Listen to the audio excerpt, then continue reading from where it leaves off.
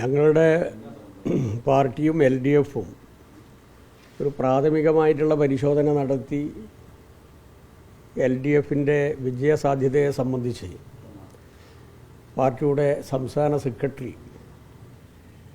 വ്യക്തമാക്കിയതാണ്.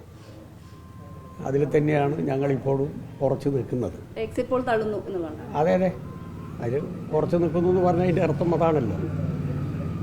ഒന്ന്, കേരളത്തിലെ ഗവൺമെൻറ്റിനെതിരായി ഒരു രൂപത്തിലുമുള്ള വികാരം എവിടെയുമില്ല.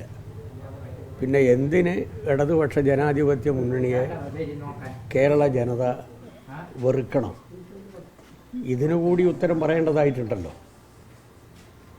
അങ്ങനെ വസ്തുതാപരമായിട്ടുള്ളൊരു പരിശോധനയുടെ ഭാഗമായിട്ടാണ് ഇപ്പോഴുള്ള എക്സിറ്റ് പോൾ എന്ന് ഞാൻ കരുതുന്നില്ല.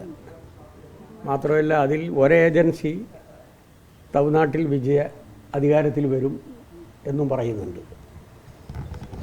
ആ ഗ്രൂപ്പിലുള്ള മറ്റൊരു ഏജൻസി 3 സീറ്റേ കിട്ടുമെന്നും പറയുന്നുണ്ട്. അപ്പം അത്രയും അജഗജാന്തരമാണ് വിവിധ ഏജൻസികളുടെ തന്നെ നിഗമനങ്ങൾ.